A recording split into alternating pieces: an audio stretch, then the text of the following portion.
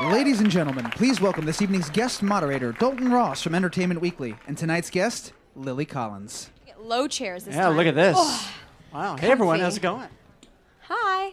So, in case anyone doubted, Lily, your ability as a heroine, your life-saving skills, I understand were on full display last week at Mall of America, right? You told us about you were doing a little signing there, and a young fan got a little faint. Yeah, well, we've been at this mall tour. We've been to Minneapolis, Chicago, Miami, Philly, and in Minneapolis, we were doing a signing, and this young girl passed Kevin Zegers, fine, passed me, totally fine, gets to Jamie and just fainted, like dropped to the ground, just melted. So we all jumped up. I jumped up to grab her like a banana to get her some sugar. Jamie got her a chair, we got her water, and I gave her the banana, and she's like, I don't eat bananas. I was like, okay, well, I'm trying to save your life here. But yeah, no, she was fine. She was good. But it's been crazy to see all the fans, and it's been so great to deal one-on-one with the people buying the tickets and who are fans of the books, because I was a fan before I was cast, so I feel like it's nice to talk to fellow fans. Well, if anyone feels sick, we have a trained professional sitting right next to me. I have water, and I'm prepared to chuck it. Middle initials, EMT. So even in heels, I'm good. Get it. So Lily, I want to ask you about the new movie and some of your other movies and all that stuff, and then we'll see some clips, and then I'll give you guys a chance to ask some questions, so you can start thinking about the things that I'm not smart enough to ask now, and we'll get to that in a little bit. But I want to start by asking about, obviously, you are the daughter of rock royalty. Phil Collins is your dad, and it sort of made me wonder, you know, you got into acting so young, but did you ever think growing up that maybe music was something you wanted to pursue, because obviously he was in that field, or not? Right. Well, actually, my dad started out in acting before he started singing, so it's always, like, when he would read me stories as a kid, he'd always do different voices, and for me, it was something that, like, was a creative outlet for him that maybe I would get to experience now through me, because he didn't continue in acting. But I love music. I used to write songs when I was little, and I sang in Mirror Mirror, so it's something that I'd love to explore more with, maybe like a musical movie or something. And I never say never, so maybe in the future some more singing, but acting is definitely my priority. And that song at the end of Mirror Mirror, were you nervous playing that for your dad? I mean, that's the ultimate critique there, going to the professional and putting it out for him. I didn't tell him that it was me. I just said, listen to this, and I played it for him, and it was kind of, he was listening to it, and he was like, wait, is that you? And he made me like play it 3-4 times again, and then he like, it got stuck on your head, because it's a very like, it's a song that gets stuck in your head, like the believe part, right? So I just hear him humming it and singing it like days later, and I was like, oh my God, like stuck in his head. It's good. Even if it's annoying, it still got stuck in his head. No, but it was really cool to share that, and he was very proud. I know that, Lily, journalism was something that actually you were interested in at a young age, and you actually, as a teenager, wrote for the British Elle Girl, a column, and other things like that. Obviously, that's close to my heart, which some people may find odd because they think journalists have no heart, but I do. What, Elle Girl? No, just writing. Actually, my wife was the editor-in-chief of the American Elle Girl, so the Elle Girl and Elle Girl as well. So yes, absolutely. Awesome. I know all about fashion. Sure, you do. No, I don't. But is that something, I mean, that you enjoy doing? I know you did Nickelodeon on-air interviewing as well. Is that something you enjoyed doing as well? Yeah, no, I've always loved journalism. I wrote for 17, Elle Girl, Cosmo Girl. I did on-air reporting for Access, Nickelodeon, MTV. Like, I just love meeting people and talking to people and voicing opinions on things, or just asking questions about entertainment, fashion, news, anything really. So it's something that I've always loved, and I'd love to continue writing, but there became a point when I thought people are going to stop believing me as a character if they know me too well as Lily. Right. So I kind of had to make that decision to kind of put one on hold. What do you prefer, asking questions or answering them?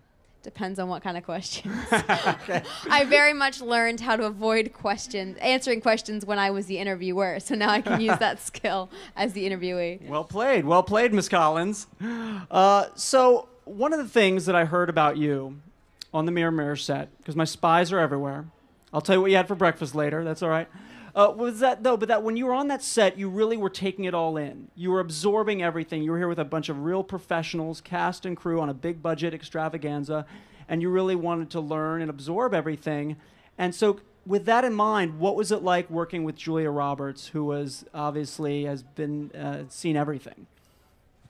My first day of filming with her was the scene in which I'm kneeling at her throne and she grabs my hair and, threatens me. And so on my first day of filming with her, to have Julia Roberts like threatening you was terrifying. But she was such a lovely woman, off set, because she's so mean to me on set. But in between takes, she's fine. It's just like, when we're filming.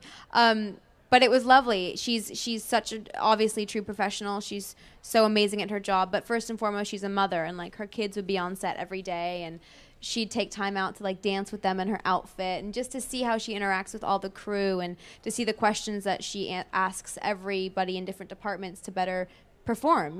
She takes everything into consideration, and she doesn't treat anyone differently. So I didn't even need to ask for advice. I just watched her, and I just took everything in. It's like the best teacher at school. Right. And were you or were you not pranked by Armie Hammer on the set of Mirror Mirror? I personally don't think I was. I don't remember if I was pranked, but I know that Marty, one of the dwarves, pranked Armie. He took some fish from catering and put it in his toilet while we were shooting, and then closed the lid, and then it was really hot. Yeah, you can imagine. He didn't get back there until later that night, and the bathroom just was horrendous. So thank you, Marty, for that for Armie. Well, one of the things about Mortal Instruments, which is opening August 21st, is that, kind of similar to Mirror Mirror, is that you're taking a character here with Clary, who people have read the books, and this is an adaptation of that, and they have in their mind, here's what I think about this character, here's how I envision this character acting, saying, looking, everything. So you bring that to life on the screen. Is that more pressure in a way than just sort of a blank slate situation? Playing Snow White was one of the hugest honors because as a little girl, I wanted to be her. And like I said, I was a fan of the books before I was cast. So Cassandra wrote this character that I felt related to right away. She's really close with her mom. Obviously, she goes to fight for her mom, and I'm really close with my mom. So it's something that right away I just clicked with Clary on. And I just loved her personality so much. But I saw a lot of my friends in Clary. I saw, like, in all these fans that I've been meeting, I feel like Clary is someone that anyone could be. It's just I'm the actress that's honored enough to have been able to play her on screen. So there is a pressure to be everyone's idea of what she should be, but at the end of the day, I'm one person portraying a character that no matter who plays her, you're always going to have your own idea. It's just their choice of me to play her.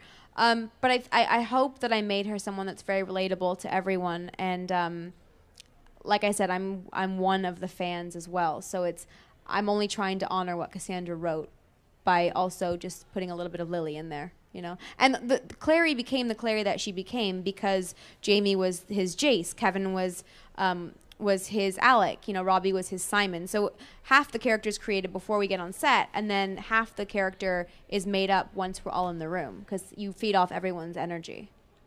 We've talked about this. I've asked you this before at various gatherings, ending in the word con, what Comic-Con, WonderCon, what have you. But I think one of the things that attracts a lot of people to this book series, and I can say this having a daughter that's read the books as well, is that this is a very strong female character.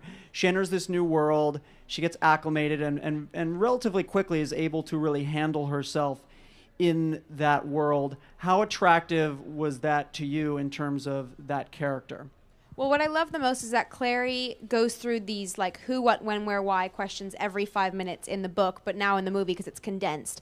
So it would be so easy to have her be victimized, but she never allows herself to fall victim to anything, to the romance, to the drama with her mom, to the scariness of the characters that she meets, to the fact that she actually isn't just normal.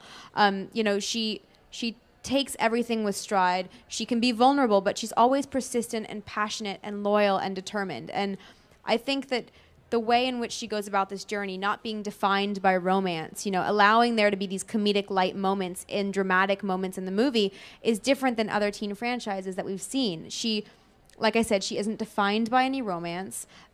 She cracks jokes in the middle of the movie when you kind of don't expect it, which kind of is a nod to the fact of the audience going, okay, this is a fantasy movie, maybe they're trying to take themselves too seriously. At that moment, we make fun of ourselves and go, we know this is just a movie. So there is this more lightness to it that I think Clary allows. But she also is asking tons of questions to the other characters to invite an audience in that may not have read the books. So if there's ever a time when the audience doesn't understand what's going on or doesn't understand a character name or what they mean, Clary is already beating you to it. And she's like, I don't understand what's going on. Not in an expositional way, but in a way of, again, she's one of you. So I really liked that she kind of pushes the story forward and allows herself to be weak, but never defined by her moments. Lily, you know, obviously there's so many passionate fans of this book, like you yourself. And so does that make a project like this a little more personal to you? This isn't a script that just sort of landed on your door and you read through it and you liked it and you went in it. You were familiar with the material, you love the material, you get the part. How do you approach that maybe differently from other roles you've taken? Well, actually, by this point, I think I've been attached to the movie for 3 years. I became attached to it Christmas almost 3 years ago, and then we did some readings with some Jaces, picked Jamie, obviously, and then it kind of went away for a little while. It changed hands, producer hands, director hands. I, in the meantime, went and did Mirror Mirror and 2 other independents, and then it finally came back around with the studio, and I'm a firm believer in everything happens for a reason. So I was able to sit with Clary for a little longer than I probably would have if we had just gone into filming. And at that point, I had spoken to Cassandra. I had been able to reread the book. The script had so many reincarnations. Even when we were filming, we'd get new pages every day. The ending of the movie was rewritten like a week before the end with Jamie and myself. We talked to Cassandra and tried to help rewrite the ending. And so it was kind of amazing to have extra time with this character. And again, like, I try to separate myself as actor and as fan and as Lily, because like in the series of books, which I know my fate, but as Clary, I wouldn't. So I want to go on the journey with her, so I can't know what I'm supposed to know as a reader. You know, at what point do you separate yourself? And at the end of the day, I'm so proud of what we did, and I love Clary, and I would love to play her for as long as people will have us. And thank goodness we're shooting the sequel next month, because we get to do it again. And yeah, I just feel like her story is too good not to see on screen. So I really hope that everyone kind of feels the same way. It's a lot of people want to know, obviously, you know, people are so passionate with these projects and they want to know, how's it going to be different? A book, just the 2 mediums, things will have to change. You have to condense, you have to combine, you have to take things out. Maybe something doesn't work on the screen the way it works on the page.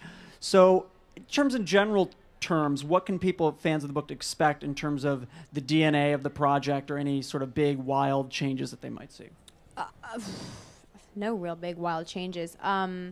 Cassandra was very hands-on with this movie, with the storyline, the plot line, and so everything is Cassandra approved. So right off the bat, having her approval and her blessing on the script and the story and the movie kind of speaks volumes. It's obviously her baby, you know, so as a fan, you want the writer of the book to love what we've done. I think you can expect the action to be even better than you're expecting. Of course, the romance is there. You know, the greenhouse scene is just as magical as when you read it.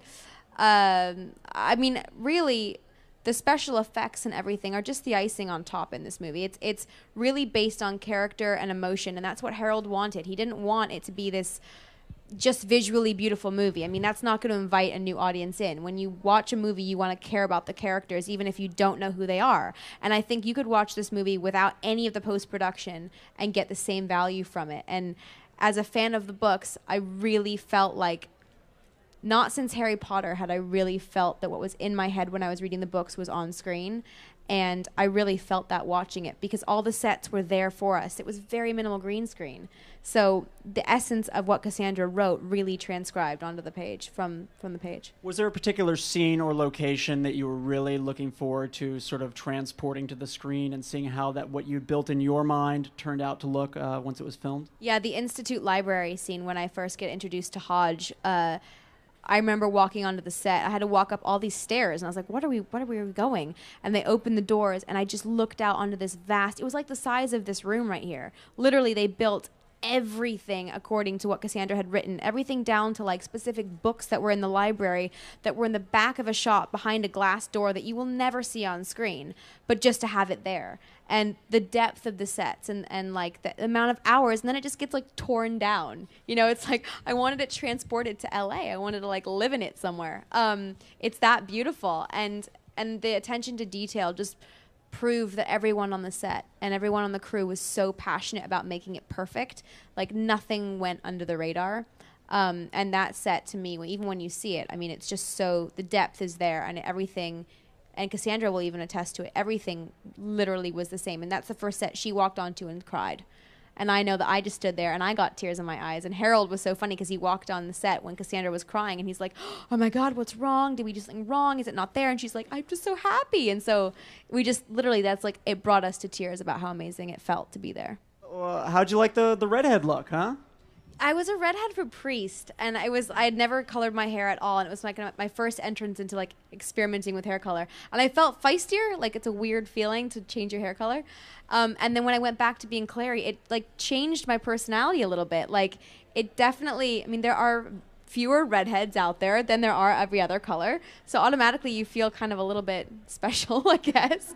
But it was so funny. There was so much talk on Twitter and Facebook how wrong my red was, how it wasn't as vibrant enough. And this is based on paparazzi pictures that are taken in the shade with my hair up. And they're like, it's still brown. I'm like, actually, no, it's red. And then I asked Cassie, I was like, Cassie, everyone has an opinion on the color red. Did we like not read it correctly? Like, what was it supposed to be? And she said, I never specified how red it should be. It's just supposed to be a tone of red. So that's everyone taking it into their own account, like how red. And I just find it fascinating that so much talk was about the red hair. But it is red. And Cassandra Clare knows red. She knows red hair. She has red. She's like metallic, electric. And she even had like purple in her hair on the mall tour. So she's all about color. So I got the sign off that my red was appropriate for Clary. So I felt fine about it. I liked it. I liked being a redhead. Well, I want to know what it's like having to do fight scenes in heels. Because that sounds a little brutal. Yeah. Why not just take the heel off and stab someone in the skull? That would work better. I do take them off at some point in the movie, and I literally say, God, these damn boots, because it's like they're this high, and they're, sounds so bad, they're thigh-high leather 6-inch boots with a dress that is very short and very tight. They're supposed to be clothing from Isabel, the other Shadowhunter, so it's not supposed to fit Clary properly, and I'm really kind of a boyfriend jeans wearing Doc Martens leather jacket girl, so Clary is very awkward in these heels and dress anyway, so as Lily doing stunts, if I tripped or fell or whatever, I could just pull it off as my character because it was totally Clary. But yeah, hanging out with the guys battling vampires for a week at 3 or 4 in the morning every day, running up and down stairs, kicking and crawling in this beaten down, broken down hotel in Toronto where there were mice, asbestos. I mean, everyone on the crew wore gas masks except for the actors. And we were like, we're not like subhuman. Like, I know we're like Shadowhunters in the movie, but we need gas masks too. So yeah, the environment kind of was not easy, but it made running around in heels as a girl in New York much easier. Probably did like the training, like, oh, this isn't so bad. Like, in oh, your totally, regular, like, totally. Sweats or whatever. I did the training in like my sneakers and my sweatpants, and I was like, oh, I'm getting really good at this. And then 2 days before filming, I was like, wait, I have a costume, and it's after I'm wearing that outfit, meaning I'm gonna be doing all this. Like, I had never trained in my heels. I mean, who trains in heels? I probably should now, but yeah, I never actually fell. Which so I was very proud. So I say now, let's try for the sequel. I'll probably be all over the place. But yeah, it went pretty well. Well, not to jump ahead to the sequel, but what can you say in terms of just where you're at with production? Obviously, you haven't started filming yet, but I mean, when right. The script and everything else. We're still waiting a new draft of the script, but we go out there in early September to start training, and we're supposed to start end of September. So it's pretty full force. Well, I've saved my final question as the most important one. Clearly now you have an in with Cassandra Clare, who writes the books, The Mortal Instruments, and clearly she has one more book left to go. So what can you tell us? Have you tried to get any info out of her? Trying to get any info? Say, hey, come on. Yeah, like, it's funny. She was in Philly with us a couple of days ago, and she's not done writing the 6th book, but I think it's supposed to come out next year. But it was interesting because she was writing the book on the set of the movie. So she keeps saying, and this is from her, the movie's not necessarily like influencing the way she writes the books, but it is helping her acknowledge the characters' roots and where they came from. So like seeing how Clary was at the beginning of her stories helps her when kind of finding her fate at the end.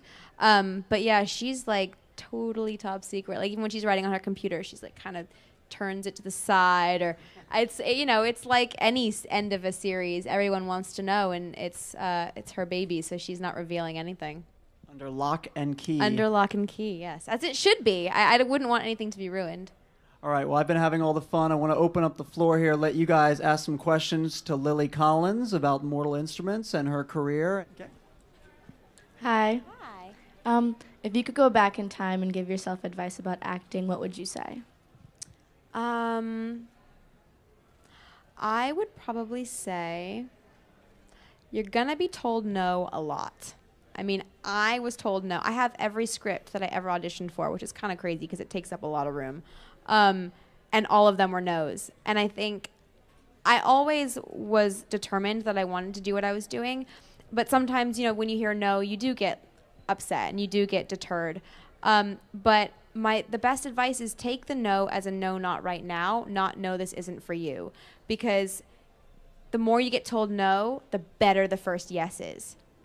So like, I think you may not be everyone's cup of tea. I think everything happens for a reason. And I think every actor who gets a role gets the role they were supposed to get. And like, I auditioned for Twilight. I auditioned for other like teen franchises.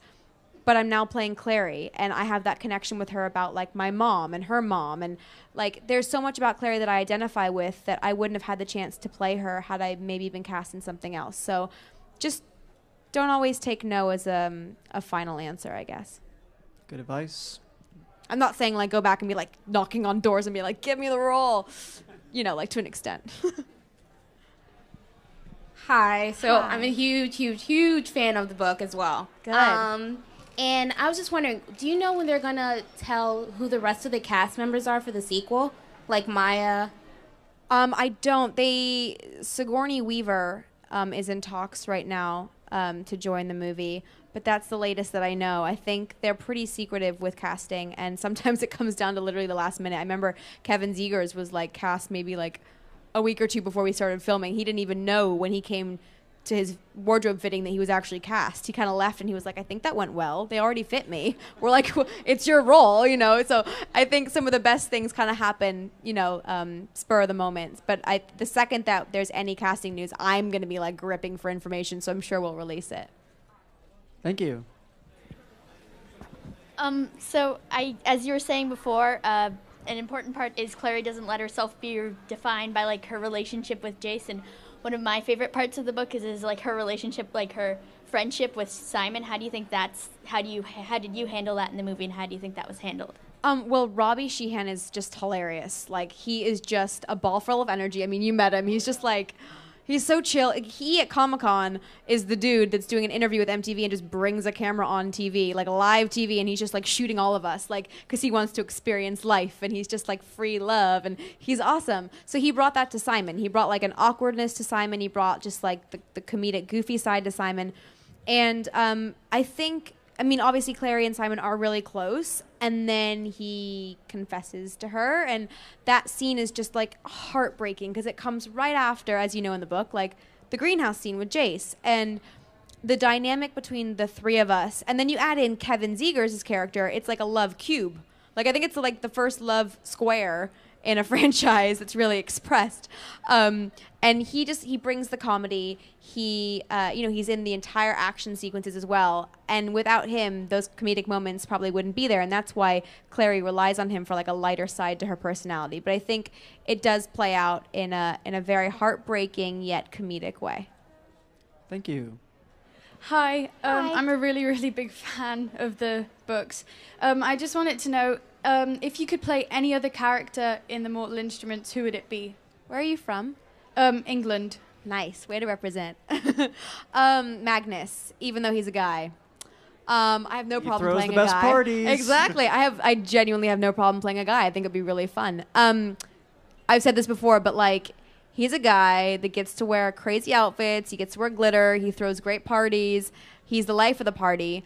But then at the same time, he is however many hundreds of years old. He's wise beyond his years. He has these crazy powers that can basically do anything. He's all-knowing. So these two sides of his personality are so interesting. And obviously the story arc that he goes on through the books is fascinating. And I just think that he's he would just be really fun as an actor to play, and I think even cooler if I got to play a guy.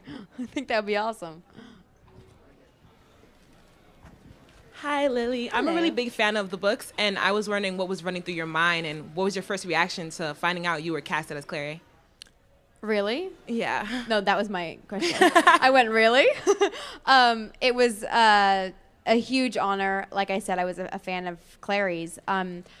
It was more of a like, why me? There's 10,000 other girls that would die to do this project. I also was nervous because Clary, again, like I said before, she could so easily fall victim to everything that she's thrown, and she could come across weak.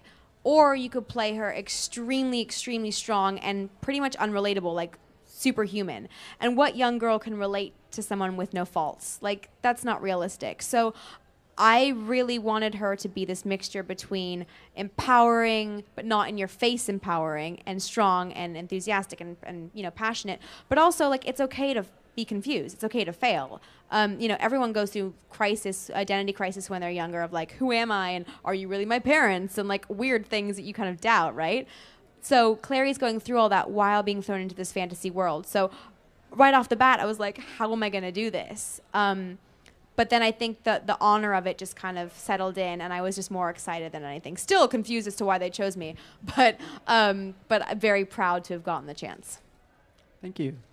Hi. Hello. My question is, like, I know you like got to like work with like big actresses like Sandra and Julia. Like, if you had a chance to work with anybody else in Hollywood, and who would it be and why? Oh, I'm gonna be kind of typical here. Meryl Streep.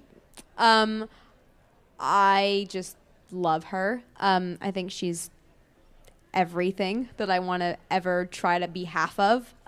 She's just I met her once, and she just was the most lovely human being and so sweet, and she's just the most talented.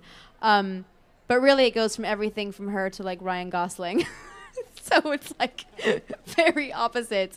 But my number one like actor goal that I would ever have is to work with Meryl Streep. Hi, Lily. I think you look great today. Thank you. You're welcome. I loved you in Mirror Mirror. I thought it was a very underrated movie, and you were absolutely amazing. Now, you mentioned earlier about perhaps doing a musical. You'd love to do that. So, one, if you could bring a musical to the big screen, what musical would you star in? And two, any chance of Broadway in your future? I actually auditioned for a Broadway play last year. It was one of the most terrifying experiences of my life. It's one of those, like, literally I felt like I was on Glee or something, because there was like a panel of people, and you just walk in and they're just kind of like, all right, go. And you're like, oh my God, okay, this is really happening. But it was the most terrifying yet like invigorating experience. When I left, I felt so alive. And I used to do musical theater and plays when I was younger. I did Grease, Into the Woods, Cats, Fiddler on the Roof, all sorts of plays. And there's nothing like a live audience, like getting the thrill from it. Even this, it's so nice to like see faces, otherwise you just kind of, you see crews' faces, but like it's different. It's nice to interact. So I would love to do a musical or play on Broadway one day. And a play, God, to a musical movie. I know it's kind of bizarre, but there was a project that was around for a while, and it's a weird choice maybe, but it's not written as a musical. Valley Girl from the 80s with Nick Cage. For a while, there was talk that they were maybe going to do a musical, and it's still out there. But something like that, or Breakfast Club, or something like, because Breakfast Club is like one of my favorite movies of all time. And any like John Hughes movie, I know Valley Girl's not, but that kind of 80s vibe, I think with the Brat Pack, to make into a musical could be so outrageously fun to do. And if you take it, and have that kitsch factor to it, and make it about teen angst, but make it just cool, I think that would be like an interesting twist on a musical. Well, we'll get Anthony Michael Hall on speed dial immediately. I know, Get right? that set up for you. All right. Judd Nelson action. I want to thank Lily Collins for coming out today. I want to thank you guys so for coming much. out today. Mortal Instruments opens August 21st. Go check it out. Thanks a lot, everyone. Thank you guys so much for showing up.